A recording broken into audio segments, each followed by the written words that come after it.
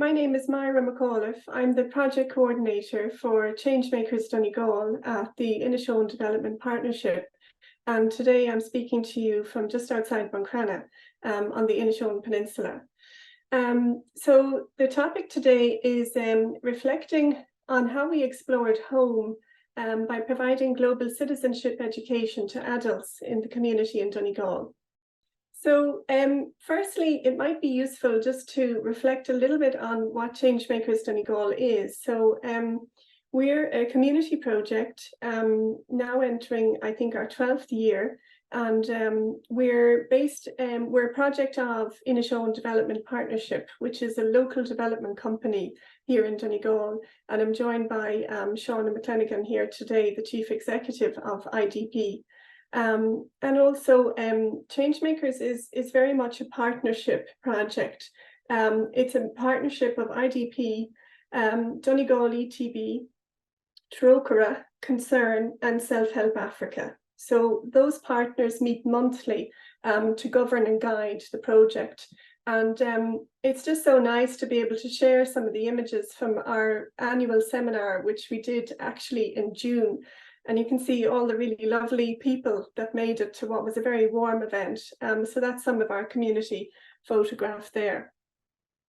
So as a lot of you will relate to, we tend to use the sustainable development as the lens for our work. And just to kind of give you, while I'll focus on home today, I just thought it'd be useful to give you to show you some of the other activities that we do. So for example, in our program last year, our program actually runs June to June. So it's not a January to December kind of calendar. But to explore the environmental side of things, we often embrace those world days. So like World Soil Day or World Migratory Bird Day. And we find that those provide really good hooks to get people interested.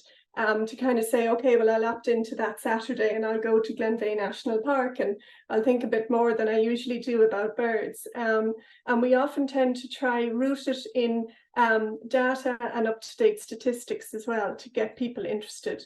To explore economic topics, some of the activities we did last year, we did a partnership with Financial Justice Ireland, and it was a really collaborative partnership where we created a new program to train facilitators in the topic of financial or economic justice. And it was a real highlight actually at that collaborative level last year. And just under the green there, you can see just a picture of a load of women in a circle. And it actually became a kind of a stir-fry economics gathering where we went to Dunfanaghy Family Resource Centre. And people just talked about the kind of the invisible economics that can kind of influence our lives. And that was a really lovely one because I think we were a little bit, certainly gave it a lot of thought how we would tackle this topic. And we were really intentional to find an easy and light way in to what is a complex topic. So that's where the piece of the, we did a vegetarian cooking demonstration as part of the workshop. So that element of it was led by our partners in Dunfanaghy Family Resource Centre, but it definitely worked really well as a way to get people to think about a complex issue.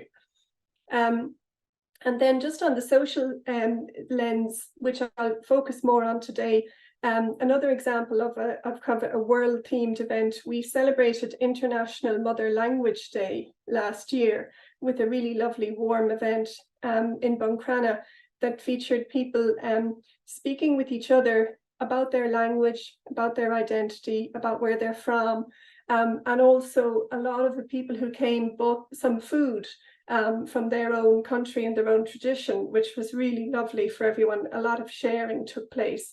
So it's kind of in that territory that I'm going to talk a little bit more to you about how we focused on home. So the focus today is very much in the spirit of reflection, which is so important in community development work. It's about sharing knowledge and insights and learnings with the wider IDEA community. And it reflects on how we explored home. And I guess if I were to summarize it in a sentence, having had the opportunity to think about it for today, I think the topic really helped us to embrace critical thinking, creative methodologies, and the power of the collective. So those are the kind of the three lenses that we'll look at it today. So I just have to explain, I suppose, from the outset, as the coordinator, I don't deliver the workshops. We have a panel of facilitators in our project, and you can see some of their faces here today. And in this case, the facilitators in question who rolled out the three pieces that I'll talk about are Francine Blaché-Breen, Annette Patton, and Eve Lee. And these collaborators and panel members of ours have up to around 25 years experience in community development. So it's very much their work that I'm reflecting here today. So we actually ended up exploring the theme proved so rich that one of the key things, I guess, that I'm reflecting on is that there was so much in the topic of home that it actually led to lots of different interventions for us last year. And I guess by doing one thing, that gave us an idea for the next thing and so on. So that is actually one of the key learnings that I'm sharing, and I'll reflect on that further near the end when I summarize the learnings. But just to be really clear at the outset, these are the three workshops or offerings of ours that I will talk about. So the first one is called the Stories of a Home workshop. And that actually took place back in November 22, which obviously feels like ages ago now, in Greencastle Community Centre. Okay, so that's the first one that I'm going to focus on. And you'll see these other poster images again, so I'll come back to those.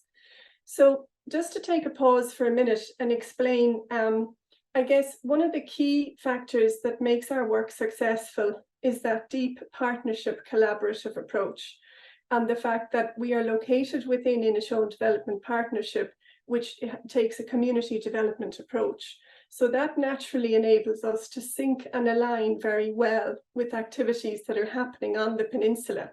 So what you're seeing here is a summary of some of the offerings that IDP and also the Inishowen Family Action Network, which is kind of a broader network with a number of stakeholders.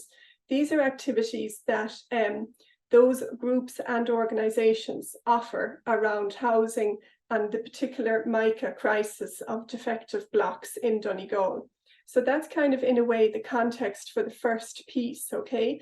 Because essentially we were approached by our colleagues in IDP, and we worked together to say, what can we do during MICA Action Week? What role can ChangeMakers play by offering something different, something focused on creativity and something focused on change?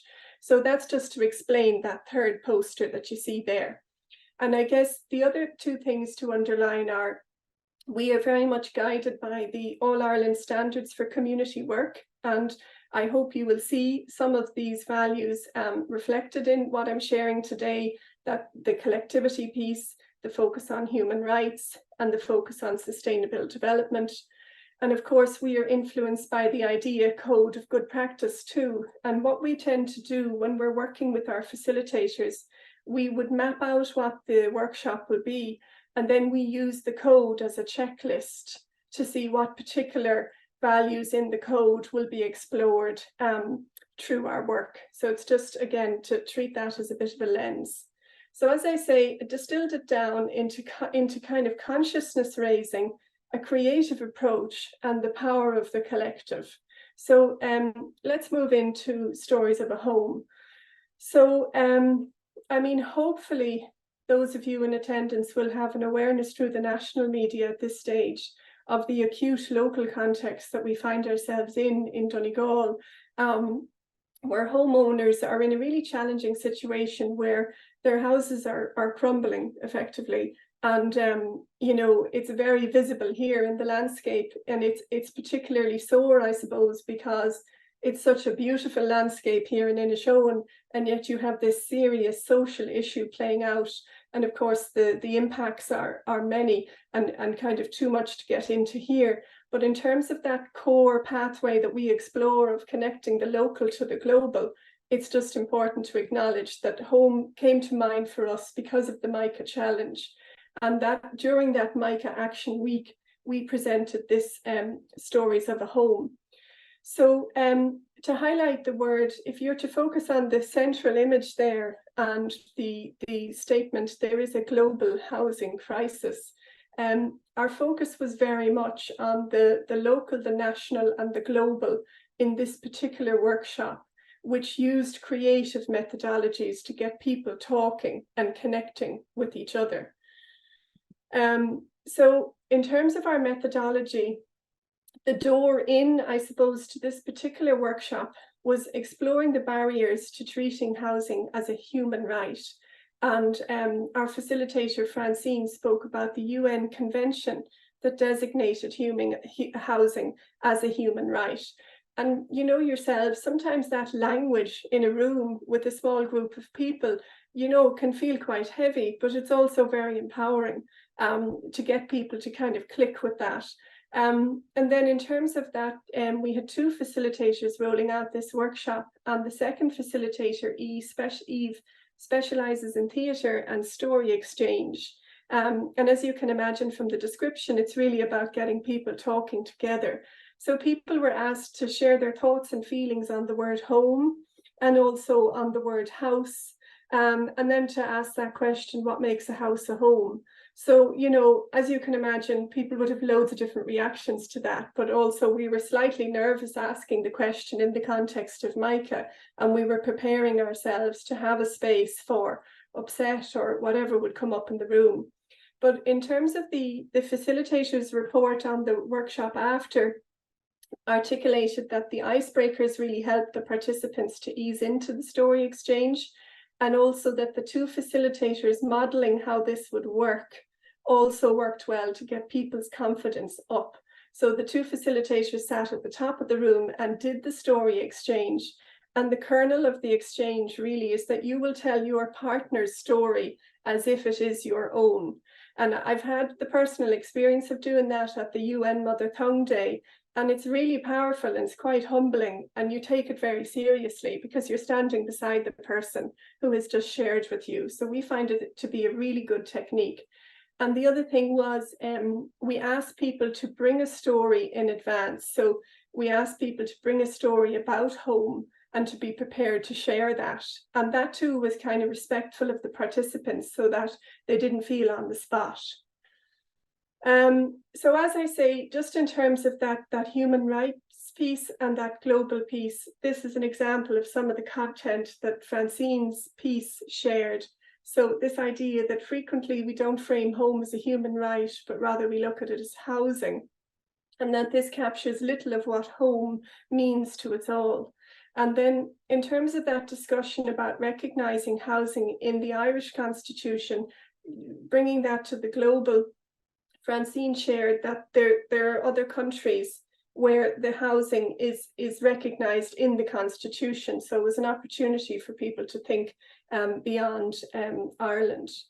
In terms of the measurement piece, these are some of this is some of the feedback that we captured in our measurement and evaluation forms. So for example, it increased my awareness of the global housing crisis.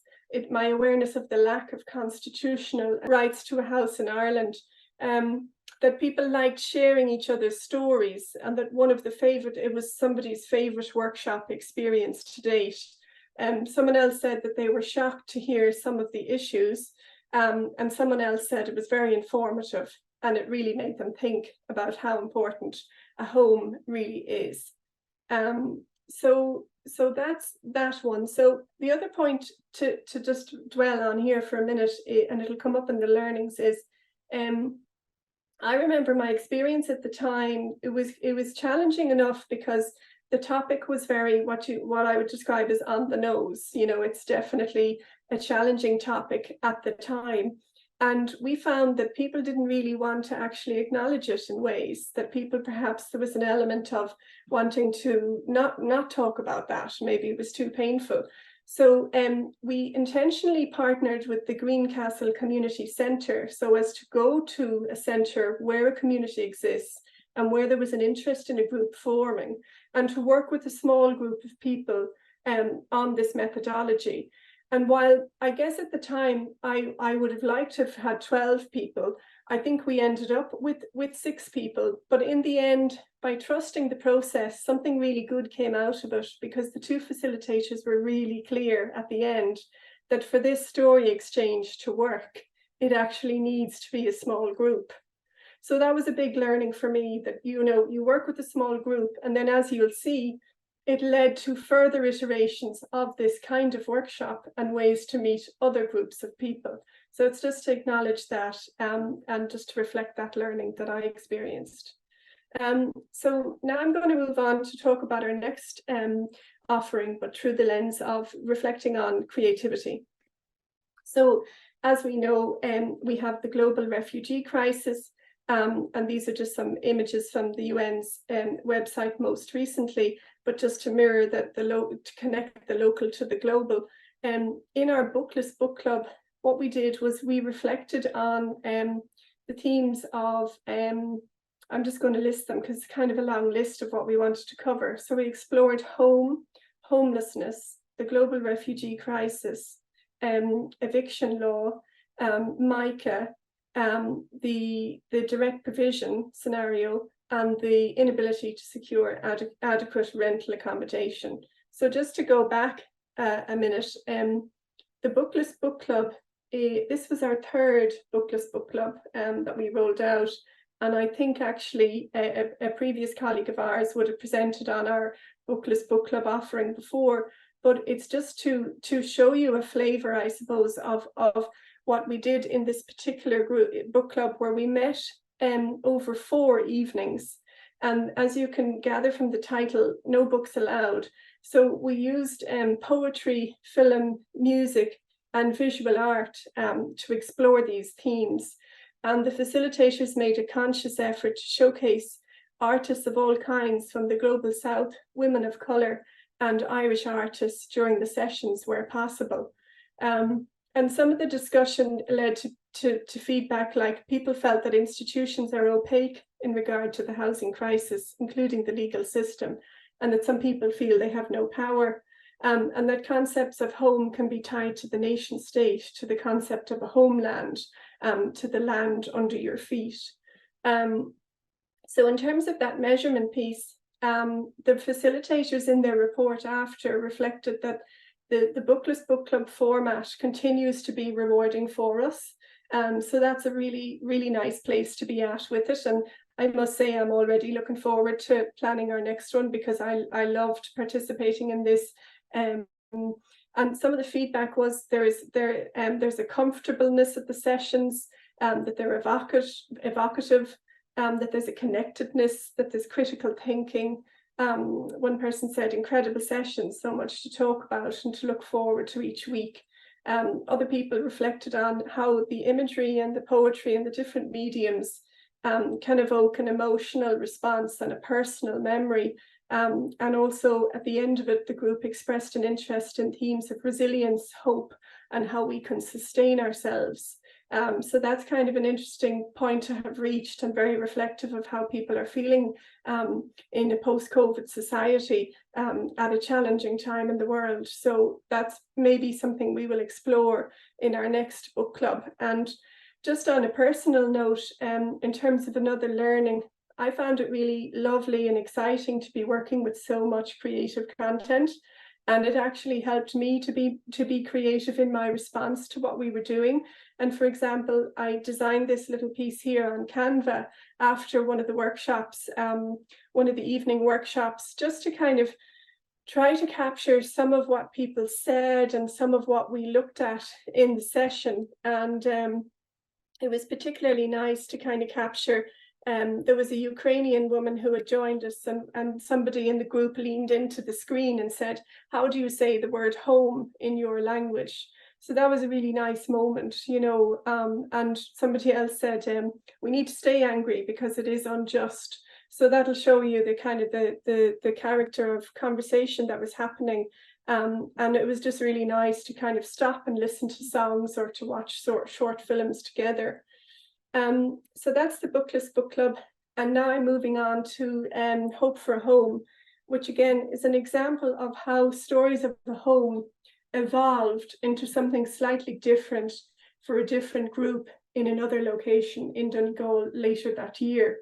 So you can see here with our Hope for a Home offering, it was very specifically for women living in direct provision in Donegal.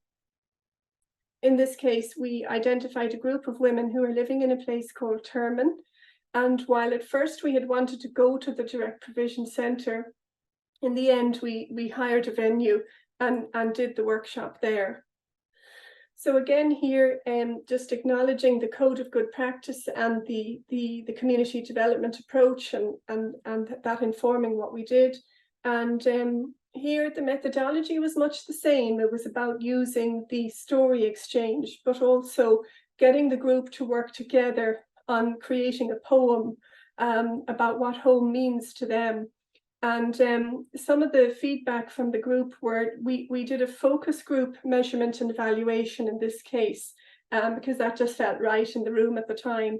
But some of the quotes were, you know, we loved sharing stories. One woman said, I miss my home. I enjoyed remembering home.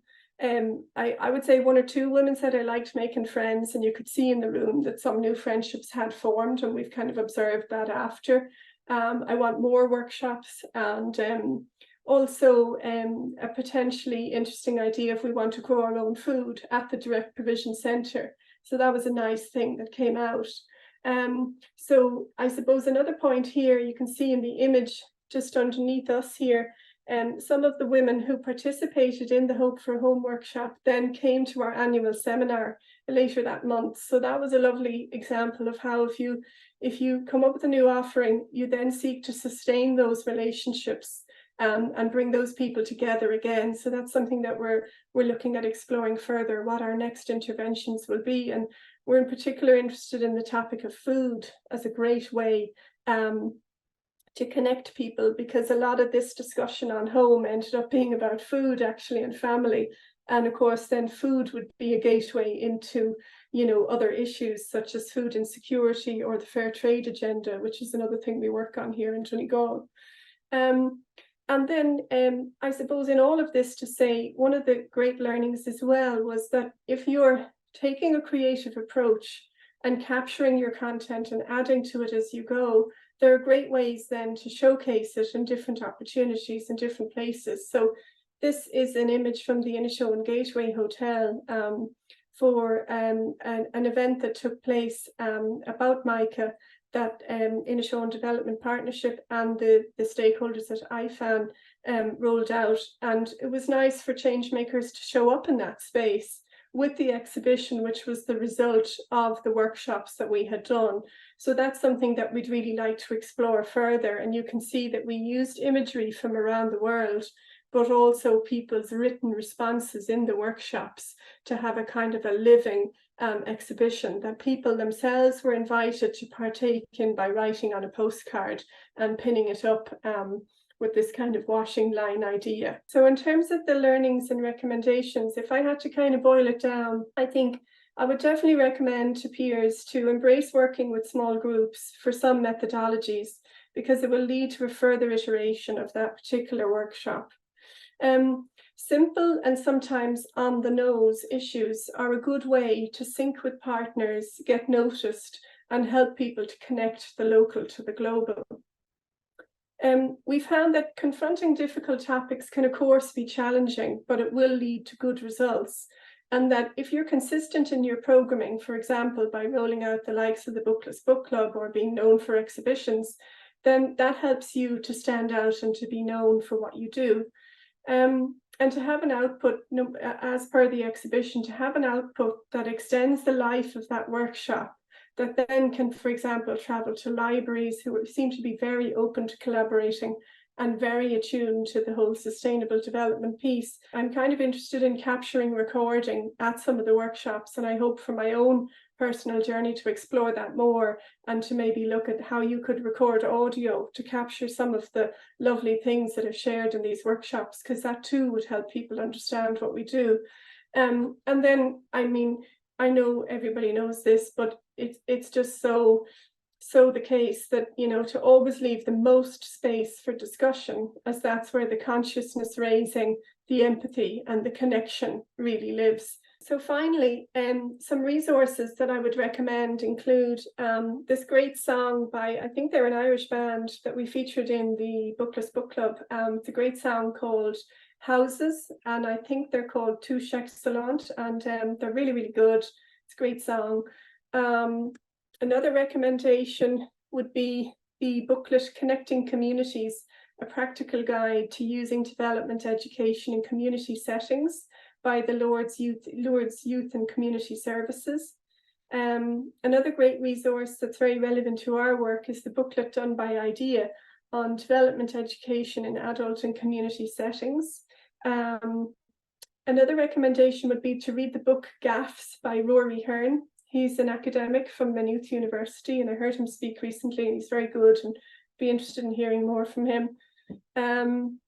The other recommendation relates, if I just go to the last one for a minute, I think this too is a further reflection. I think when there's something like a social issue around housing, and obviously the housing crisis and all the other issues I've touched on, when that's happening in your locality, other actors and agents would be doing great things too. So for example, it was good to attend a conference recently by the Letterkenny Tidy Town Committee in partnership with the Cathedral Quarter in Letterkenny called Derelict in Donegal. And that kind of broadened the whole piece as to looking at the derelict buildings in our towns and places. And there was an article written about it in the Irish Times in July, so that might be interesting for you to read. And one of the things that really stood out for me at that conference was a presentation from the Heritage Council on an excellent project called the Collaborative Town Centre Health Check Programme. It is from the Heritage Council, and she spoke excellently about how there was really no money for this project, but she made it happen by partnering with students in universities, and that it's a great way of generating data on the amount of derelict spaces in our towns and cities. So I'd highly recommend that. And then finally, if we could maybe have a discussion together on any questions that you would have for me, and the questions that I would have for you would be, what other methodologies could we bring to bear on this and other topics?